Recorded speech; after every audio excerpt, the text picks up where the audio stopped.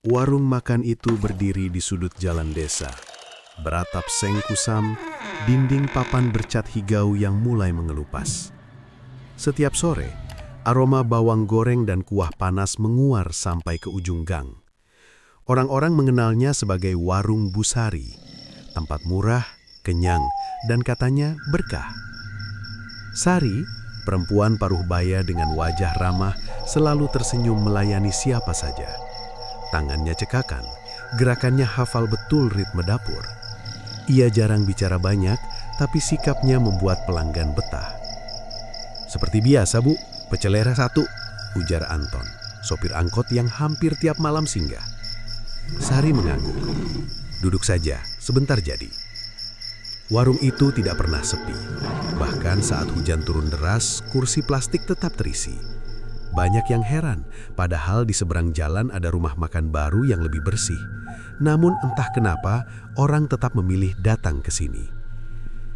Di dapur, Wati, keponakan Sari, sedang mencuci piring. Air mengalir keruh, bercampur sisa nasi dan minyak. Ia berhenti sejenak ketika mendengar bunyi pluk kecil dari ember. "Aneh," gumamnya. Ia mencondongkan kepala. Sesuatu bergerak di antara busa sabun. Putih, kecil, menggeliat pelan. Wati memicingkan mata, berharap penglihatannya keliru. Tapi makhluk itu jelas ada. Belatung. "Bu Sari?" panggilnya, suara sedikit bergetar. "Ada apa?" jawab Sari dari depan. Wati ragu. Ia mengambil sendok, mengaduk air. Makhluk itu tenggelam lalu menghilang. Mungkin hanya ulat biasa, pikirnya. Warung dekat selokan, wajar saja. Ia kembali bekerja meski rasa tidak nyaman menetap di dada. Di meja makan, Anton mulai menyuap nasi. Sambal terasi terlihat segar, merah mengkilap. Baru satu suapan, keningnya berkerut. "Bu, sambalnya kok pahit?" katanya. Sari mendekat. "Masa? Dari tadi yang makan tidak ada keluhan?" Anton hendak protes lagi, tapi rasa lapar mengalahkan kecurigaan. Ia melanjutkan makan meski perutnya mulai terasa aneh, seperti ada yang bergerak pelan di dalam. Malam semakin larut. Lampu bohlam menggantung menerangi warung dengan cahaya kekuningan. Beberapa pelanggan pamit, digantikan wajah baru. Sari tetap tersenyum, meski matanya tampak lelah. Saat menutup etalase, Sari mencium bau busuk samar dari dapur. Ia mengerenyit, lalu berjalan ke belakang. Ember cucian sudah kosong, lantai basah. "Wati?" panggilnya. Tidak ada jawaban. Sari melangkah lebih dekat ke saluran air. Bau itu semakin kuat. Ia menunduk, menyorot dengan senter kecil. Di sela got, sesuatu bergerak berkelompok. Putih pucat bergerak serempak. Belatung, jumlahnya puluhan. Sari mundur satu langkah. Tangannya gemetar, tapi wajahnya cepat kembali datar. Ia mengambil air panas, menyiram tanpa suara. Makhluk-makhluk itu mati seketika, hanyut masuk selokan.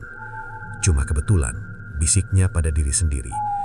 Namun malam itu, saat warung sudah sepi, Sari duduk sendirian di bangku kayu. Wajahnya menatap kosong ke arah dapur. Dari balik pintu, terdengar suara geresek halus, seperti sesuatu merayap di lantai. Sari memejamkan mata. Ia tahu, ini bukan kebetulan. Dan santet itu akhirnya mulai bekerja. Pagi datang dengan suara ayam dan deru motor lewat. Warung Busari kembali buka seperti biasa. Meja disapu, kursi disusun, panci dipanaskan. Dari luar, semuanya tampak normal. Tidak ada tanda bahwa malam sebelumnya menyimpan sesuatu yang salah. Sari berdiri di depan kompor, menatap air mendidih terlalu lama. Wajahnya pucat, matanya cekung. Semalaman ia hampir tidak tidur. Setiap kali terpejam, ia merasa ada geli di tenggorokan, seperti sesuatu ingin keluar. "Bu, airnya meluap," kata Wati pelan. Sari tersentak. "Oh iya." Ia mematikan api lalu berdeham. Wati memperhatikannya dengan raut khawatir. Sejak kemarin, suasana terasa berbeda. Bau amis kadang muncul lalu hilang tanpa sebab. pelanggan mulai berdatangan. Seorang ibu membawa anak kecil, 2 kuli bangunan, dan seorang pria tua yang jarang terlihat sebelumnya. Mereka duduk, memesan, menunggu. "Makan di sini kok nagih ya?" ujar salah satu kuli sambil tertawa. Temannya mengangguk. "Iya, rasanya beda, padahal sederhana." Sari hanya tersenyum tipis. Tangannya gemetar saat menuang kuah. Setiap sendok yang diangkat terasa lebih berat dari biasanya.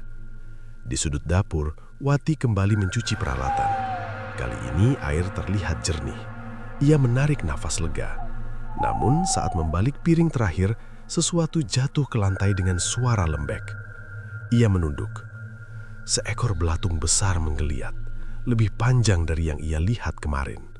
Warnanya pucat keabu-abuan, tubuhnya basah. "Bu," panggil Wati hampir berbisik. Sari menghampiri, matanya langsung mengeras. Ia mengambil kain lap, lalu menutup makhluk itu lalu menginjaknya sampai hancur. "Jangan bilang siapa-siapa," ucapnya datar. Wati menelan ludah. "Ini bukan biasa, Bu." Sari menatapnya tajam. "Kamu mau kerja atau pulang?" Tidak ada jawaban. Wati kembali ke tempatnya, meski tangannya dingin.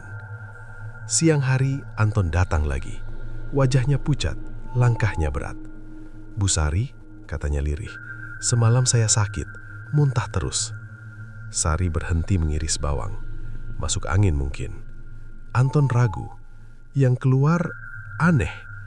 "Aneh bagaimana?" Anton mendekat, menurunkan suara. Seperti ulat kecil. Pisau di tangan Sari terjatuh. Bunyi logamnya nyaring. Beberapa pelanggan menoleh. "Jangan bercanda," kata Sari cepat. "Saya tidak bohong," sahut Anton. "Ini serius." Sari memalingkan wajah. "Kalau tidak enak, jangan makan di sini lagi." Anton terdiam. Ia berdiri, membayar, lalu pergi tanpa menoleh. Menjelang sore, pria tua yang datang pagi masih duduk. Ia belum menyentuh makanannya. Matanya menatap Sari dari tadi, tajam dan tenang. "Masakannya dingin," katanya akhirnya. Sari mendekat. "Saya ganti." Pria itu tersenyum tipis. "Tidak perlu, rasa ini sudah cukup." Ia menyuap pelan. Di balik senyum itu, ada sesuatu yang membuat dada Sari sesak, seolah ia sedang dinilai, ditunggu kesalahannya. Malam turun. Warung sepi lebih cepat dari biasanya. Wati pamit duluan, wajahnya pucat. Sari sendirian lagi. Dari dapur, suara gresek kembali terdengar. Lebih ramai, lebih dekat. Sari menutup telinga, tapi suara itu seperti berasal dari dalam kepalanya sendiri. Ia berlari ke kamar mandi, muntah hebat. Dari mulutnya keluar cairan kental bercampur sesuatu yang bergerak. Belatung. Sari menjerit, air mata mengalir. Ia teringat wajah seorang perempuan bertahun lalu, warung kecil yang bangkrut, tatapan penuh dendam. "Sudah mulai," bisiknya gemetar. Di luar, warung tampak sunyi, namun di balik lantai dan dinding, sesuatu terus berkembang, menunggu waktu untuk keluar sepenuhnya. Hari ketiga terasa lebih berat dibanding sebelumnya. Udara pagi lembab, seolah desa menahan napas. Warung Bu Sari tetap buka, meski papan nama tampak miring dan catnya semakin kusam. Dari luar, tidak ada yang berubah. Dari dalam, semuanya terasa salah. Sari duduk sendirian sebelum kompor dinyalakan. Tangannya menekan dada, napasnya pendek. Setiap tarikan udara membawa rasa busuk samar, meski dapur telah dibersihkan berkali-kali. "Kamu bisa berhenti," suara itu muncul dalam kepalanya. Lirih namun jelas. Sari menggeleng kuat. "Tidak," gumamnya. Ia bangkit, menyalakan api, memotong bahan dengan gerakan kaku. Setiap irisan seperti menguras tenaga. Saat daging disentuh, teksturnya terasa lembek, padahal baru dibeli subuh tadi. Pelanggan pertama datang tanpa suara. Pria tua yang sama seperti kemarin duduk di meja pojok. Meja nomor 4. Tempat itu selalu kosong sebelumnya. Kini seperti menunggu. "Kopi," katanya singkat. Sari menuang air panas. Cangkir bergetar di tatakan. Saat diletakkan, pria itu menatapnya lama. "Kamu kelihatan capek," ucapnya. "Banyak pikiran."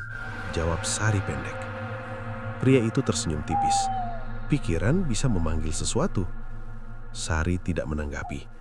Ia berbalik tapi lututnya melemas.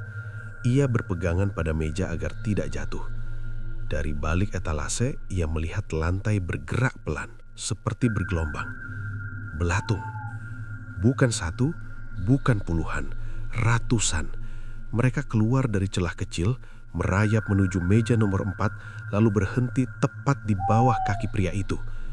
Anehnya, tidak satu pun pelanggan lain bereaksi, seolah hanya Sari yang bisa melihat.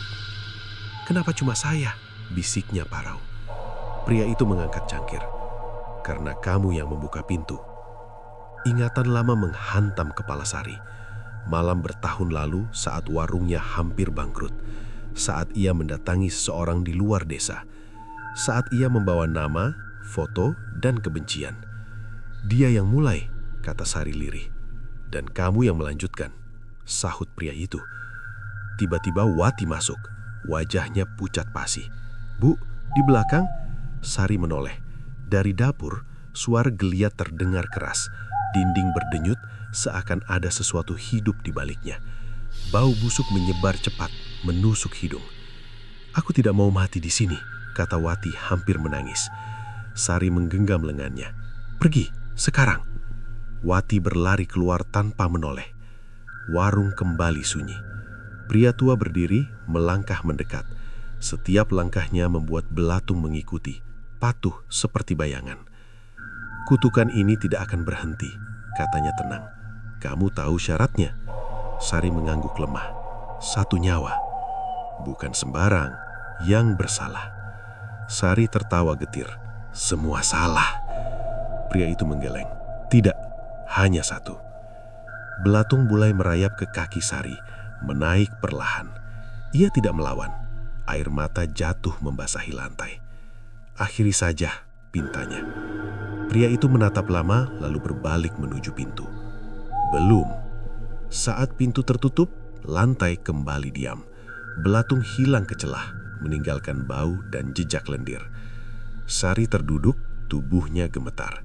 Ia sadar, warung itu bukan lagi miliknya. Ia hanya penjaga, menunggu giliran, sementara meja nomor 4 tidak akan pernah kosong. Dan di luar, langkah pelanggan baru mulai terdengar.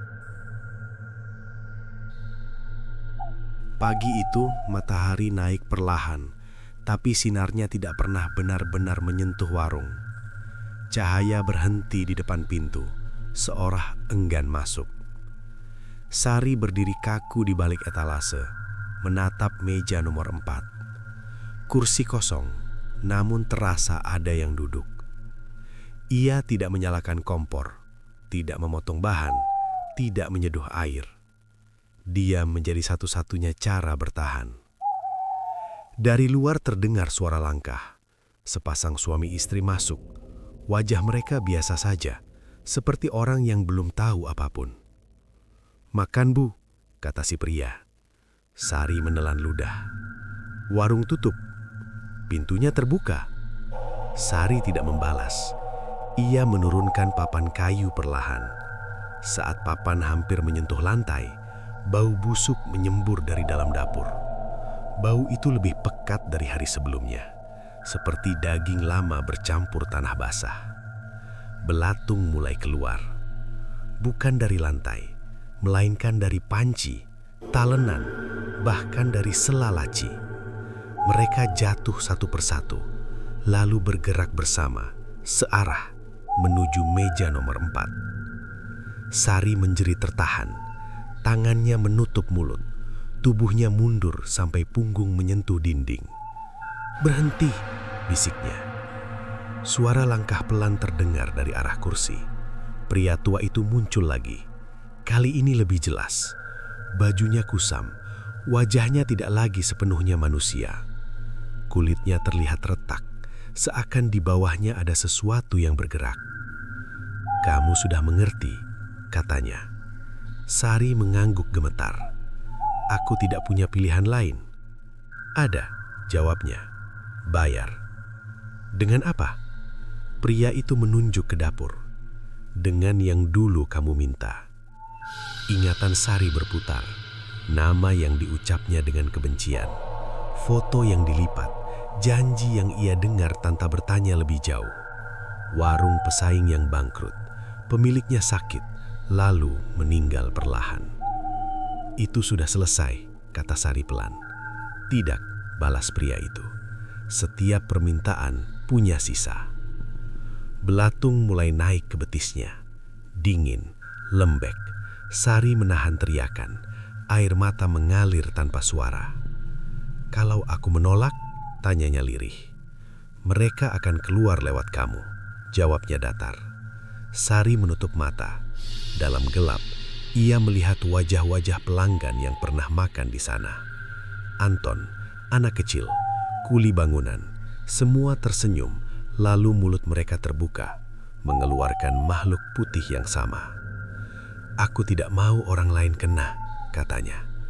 Pria tua mengangguk, maka pilihannya jelas. Sari membuka mata. Bagaimana caranya? Undang, jawabnya singkat. Hari itu warung kembali buka menjelang sore. Lampu dinyalakan, kursi disusun rapi. Sari berdiri di depan, memanggil orang lewat dengan senyum kaku. Anton muncul. Wajahnya masih pucat, tapi langkahnya ragu-ragu. Kok buka lagi, Bu? Tanyanya. Sari menatapnya lama. Masuklah, aku traktir. Anton ragu. Aku masih sakit. Sebentar saja, sebagai permintaan maaf. Akhirnya Anton duduk, meja nomor 4. Sari menyajikan hidangan paling sederhana, nasi putih, kuah bening. Tangannya tidak gemetar kali ini. Terakhir, bisiknya pada diri sendiri. Anton menyuap perlahan, wajahnya berubah. Ia terbatuk, lalu memegangi perut. Buh, suaranya melemah. Belatung keluar dari mulutnya, jatuh ke piring. Sari memalingkan wajah, menutup mata rapat-rapat.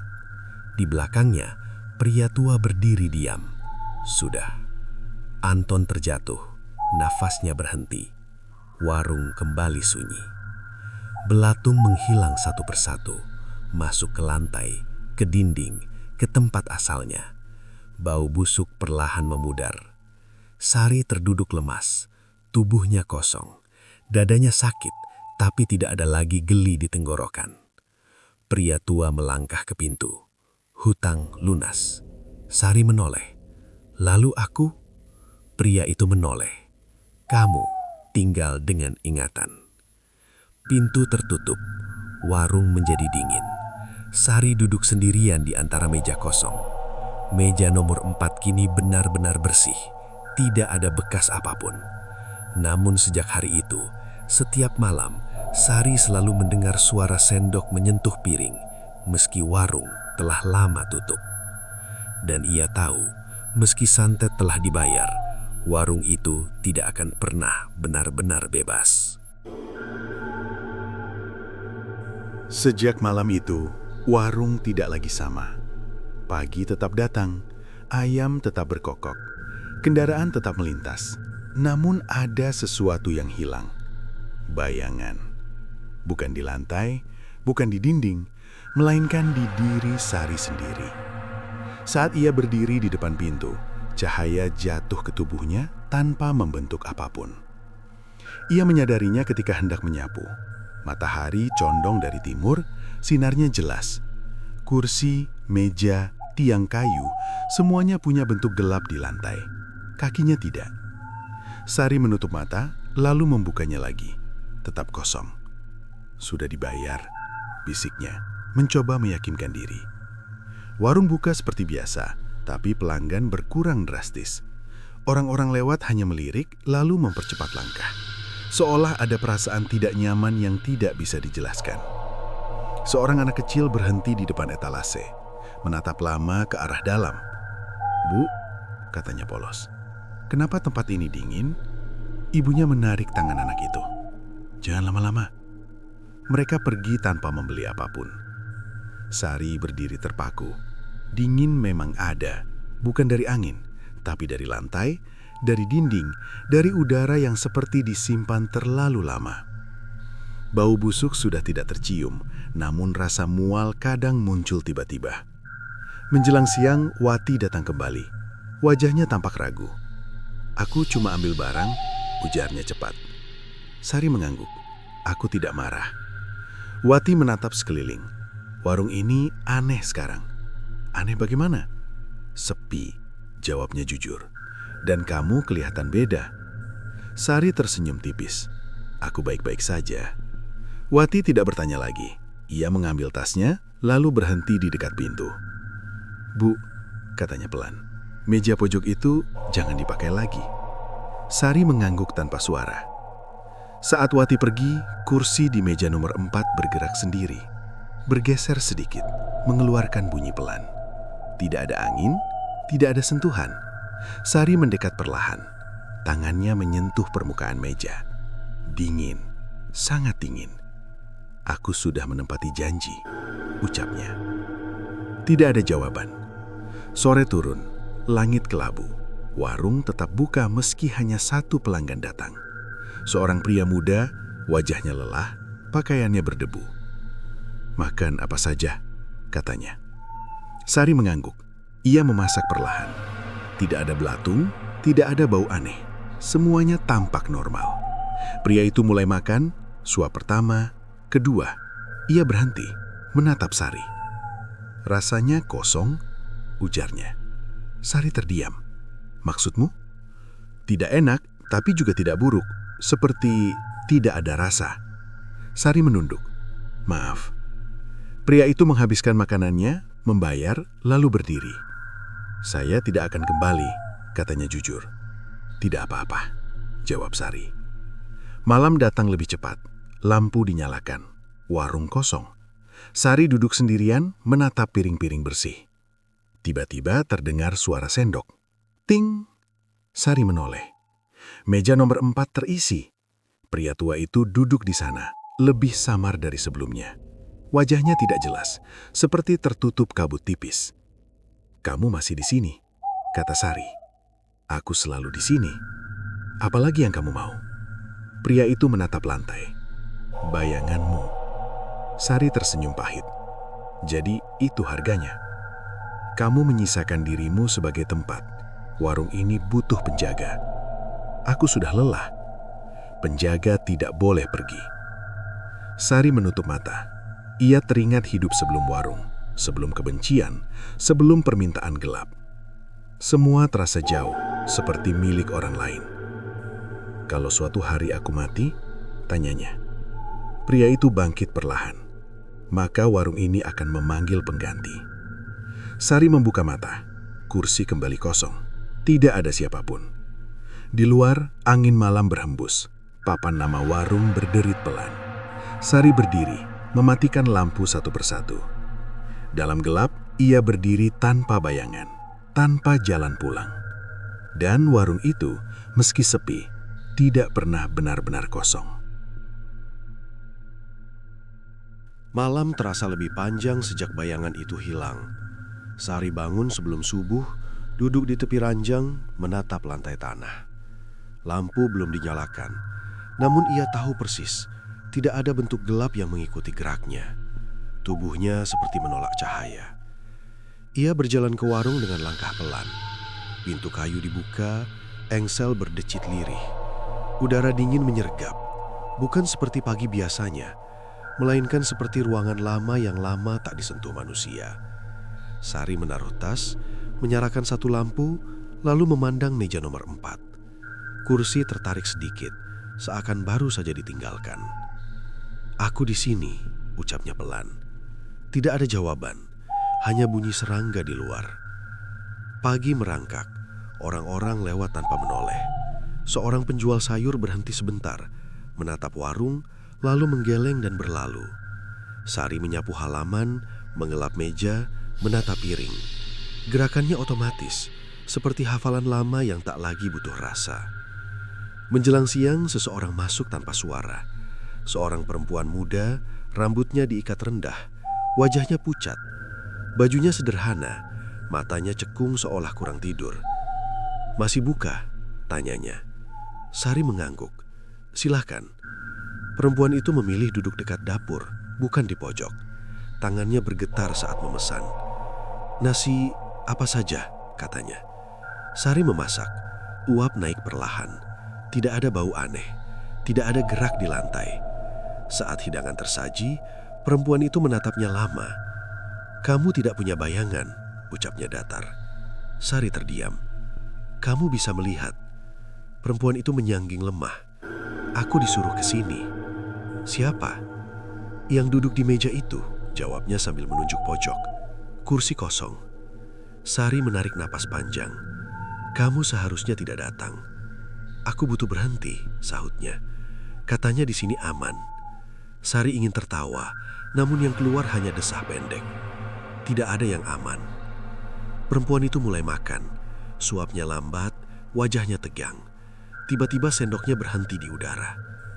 "Ada yang berjalan di bawah," katanya. Sari melihat lantai. Tidak ada apa-apa. Namun hawa berubah, lebih berat. Dari selapapan terdengar bunyi halus, seperti pasir digeser. "Jangan lihat," kata Sari cepat. Terlambat. Perempuan itu menunduk, matanya melebar. Ia bangkit, mundur beberapa langkah. "Mereka ikut aku," bisiknya panik. Sari mendekat. "Kamu membawa apa ke sini?" Perempuan itu menangis. "Aku pernah meminta." Kata itu membuat udara seakan retak. Lantai bergetar halus. Dari dapur, panci berdenting sendiri. Kursi di meja nomor 4 bergeser, berhenti tepat menghadap perempuan itu. Suara tua muncul, tidak keras, tidak pelan. Setiap permintaan mencari tempat. Perempuan itu berlutut. "Aku tidak sanggup." Sari berdiri di antara mereka. "Dia bukan milikku." "Penjaga tidak memilih," jawab suara itu. Dari celah lantai sesuatu merayap. Bukan kerumunan seperti dulu, melainkan satu garis panjang, bergerak pasti. Perempuan itu menjerit, lalu menutup mulutnya sendiri. Sari memejamkan mata. Dadanya sesak. Ia merasakan dingin naik ke betis. Berhenti, lalu surut. Seolah ada tangan yang menimbang. "Pergi," kata Sari tegas. "Ambil aku." Hening. Suara itu kembali. Belum. Garis putih itu berbalik arah. Masuk ke sela, menghilang. Kursi kembali diam. Perempuan itu terjatuh, pingsan. Sari mengangkat tubuh itu dengan susah payah, membawanya ke depan. Ia menyiram wajahnya dengan air. Beberapa saat kemudian, perempuan itu membuka mata, bingung. "Aku di mana?" "Pulang," jawab Sari. "Jangan kembali." Perempuan itu berdiri, terhuyung, lalu pergi tanpa menoleh. Sore datang, warung kembali kosong. Sari duduk lama memandangi tangannya sendiri. "Aku jadi tameng," katanya lirih. Meja nomor 4 tidak menjawab, namun dingin menetap. Malam turun, lampu menyala redup. Sari mendengar langkah di luar, berhenti, lalu menjauh.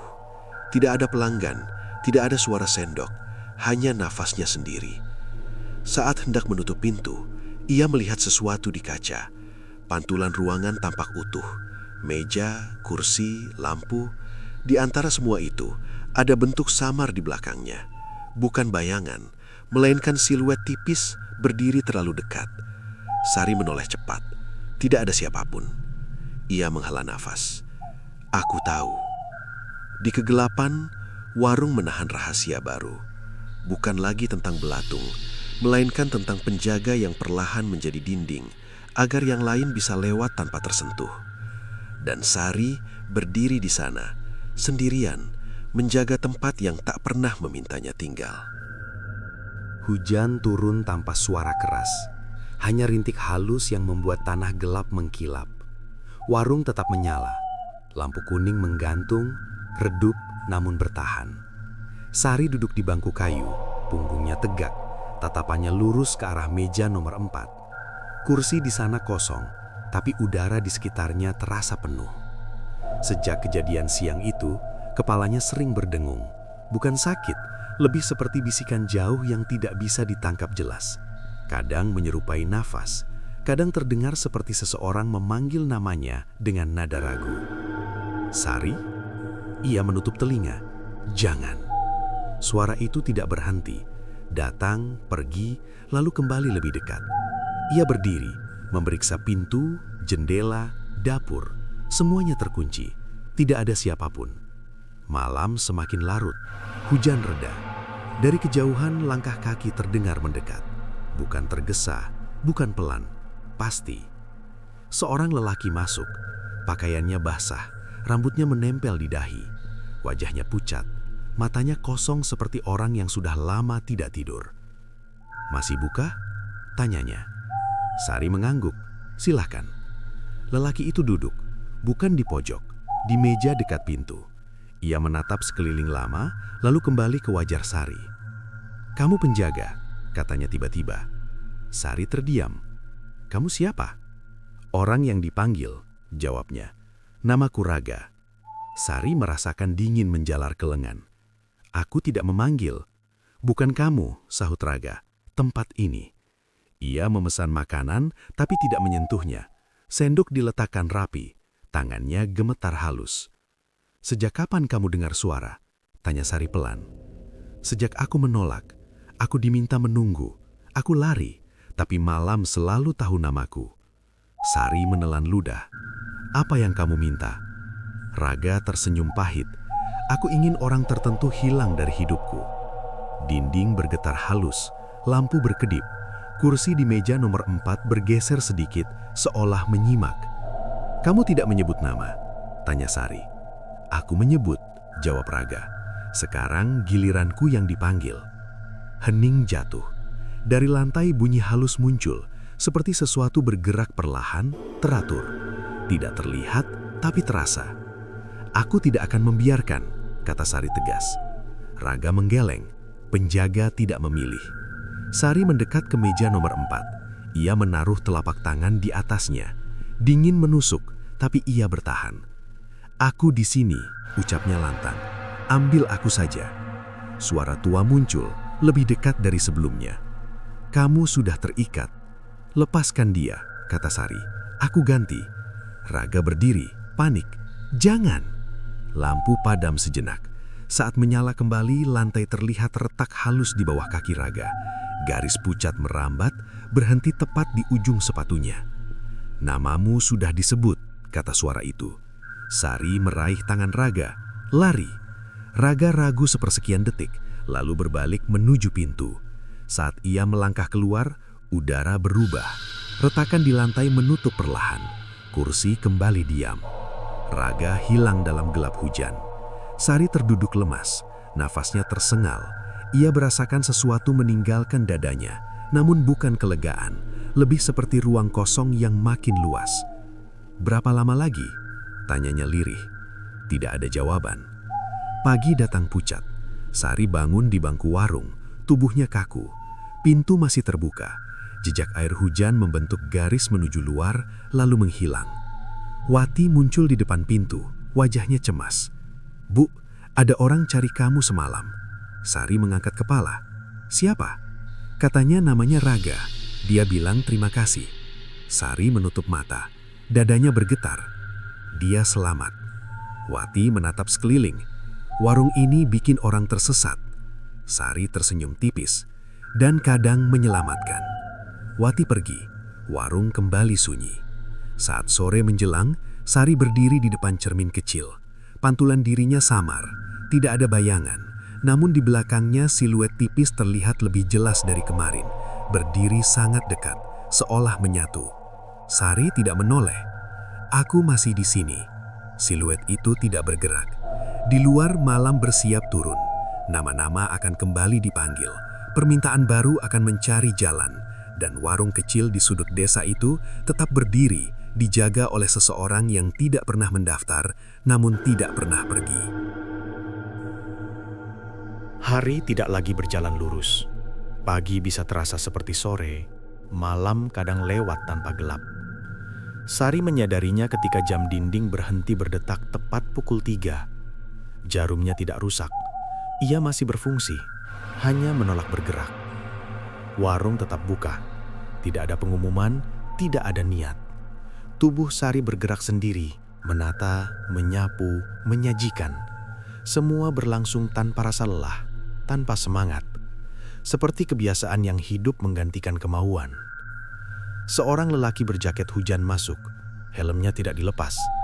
Air menetes ke lantai, tapi tidak membasahi apapun. "Ini tempatnya?" tanyanya. Sari mengangguk, duduk. Lelaki itu memilih kursi dekat meja nomor 4, namun tidak tepat di sana, seperti takut melangkah terlalu jauh. "Aku terlambat," katanya. "Untuk apa?" tanya Sari. "Untuk berhenti," jawabnya. "Aku sudah diingatkan, tapi tetap datang." Kursi di pojok berdecit, tidak bergeser, hanya bersuara. Lelaki itu menegang. "Ada yang menunggu," ucapnya. Sari menaruh segelas air di depannya. "Minum." Ia meminum seteguk, lalu bertabuk. Wajahnya memucat. Rasanya dingin. "Air selalu jujur," kata Sari. Lelaki itu tertawa pendek. "Aku kira tempat seperti ini cuma cerita." "Cerita adalah pintu," balas Sari.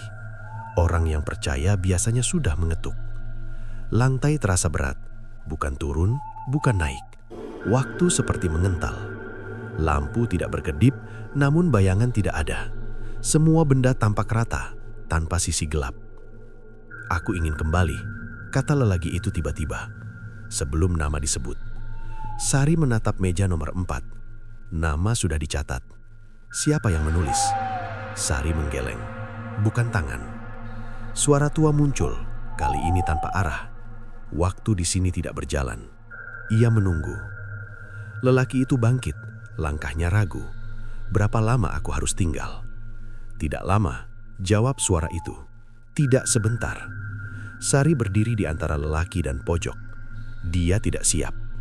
"Tak perlu siap," sahut suara itu. "Cukup hadir." Jam dinding berbunyi satu kali. Tok. Jarum detik bergerak satu langkah, lalu berhenti lagi. Lelaki itu menutup wajahnya. "Aku menyesal." Penyesalan terlambat, tapi masih berguna. Dari sela lantai, bukan belatung yang muncul. Kali ini bayangan tipis, seperti asap dingin, mengalir ke kaki lelaki itu. Tidak menyentuh, hanya melingkar. "Kalau aku pergi?" tanyanya pada Sari. "Waktu akan mengejar," jawab Sari jujur. Ia menatap mata lelaki itu. "Pegang ini." Sari menyerahkan sendok. Logam dingin, sederhana. "Untuk apa?" "Untuk penanda," katanya. "Kalau masih di sini, berarti belum dipanggil." Lelaki itu menggenggam sendok erat. Asap itu berhenti bergerak. Pojok kembali kosong. Sari mengambil sendok itu, menaruhnya di laci. Tangannya tidak gemetar. Ia merasa sesuatu mengendap di dada. Berat, namun tenang. Malam datang tanpa suara. Pintu tertutup sendiri. Warung tampak seperti foto lama, tak berubah meski waktu lewat. Sari duduk, menatap jam. Jarum bergerak perlahan sekarang, tersendat, namun hidup. "Berapa banyak lagi?" tanyanya. Suara itu tidak menjawab. Namun kursi di meja nomor 4 berputar sedikit, lalu berhenti, menghadap Sari. Di luar, angin bergerak, desa tidur. Nama-nama masih disimpan, belum dibacakan. Dan di dalam warung kecil itu, waktu menunggu dengan sabar, karena penjaga belum selesai. Pagi datang dengan cahaya tipis seperti kain kusam. Tidak hangat, tidak dingin. Sari berdiri di ambang pintu, menatap jalan desa yang lengang. Tidak ada suara motor, tidak ada orang lewat. Hanya dedaunan diam, seolah menunggu isyarat. Ia menutup pintu perlahan. Engsel tidak berbunyi lagi. Di dalam, warung terasa utuh, rapi, dan asing. Meja tersusun, kursi berbaris. Meja nomor 4 berada di tempatnya. Bersih, mengilap, seakan baru dipoles. Jam dinding berdetak normal, tidak tersendap, tidak berhenti. "Jadi begini akhirnya," gumam Sari. Udara bergerak pelan, tidak ada sosok, namun kehadiran itu jelas. Tidak menekan, tidak mengancam, hanya menunggu. "Kamu sudah lama," kata suara tua, tenang. Sari mengangguk. "Aku capek. Penjaga boleh lelah. Aku ingin selesai." Hening sejenak, lalu kursi di pojok tertarik sedikit, berhenti menghadap Sari. "Warung ini memilih, bukan kamu. Sari tersenyum tipis. Aku tahu. Ia berjalan ke dapur, mengambil kain lap, mengelap meja satu persatu. Setiap sentuhan terasa seperti pamitan. Tidak ada bau busuk, tidak ada gerak di lantai. Belatung tidak kembali, seolah semua itu hanya fase yang telah lewat. Pintu depan terbuka sendiri. Seorang perempuan masuk. Rambutnya pendek, wajahnya pucat, matanya merah seperti habis menangis lama. Ia berdiri ragu, menatap sekeliling. "Masih ibu kah?" tanyanya. Sari menatapnya lama. Ada sesuatu pada langkah perempuan itu, pada cara nafasnya tertahan. "Masuk," jawab Sari. Perempuan itu duduk. Tanpa sadar, ia memilih meja nomor 4. Sari tidak menghentikan.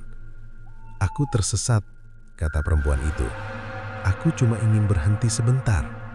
"Setiap orang yang datang ke sini ingin berhenti," jawab Sari. "Aku tidak minta apa-apa," ucap perempuan itu cepat. Sari menuang air. "Belum."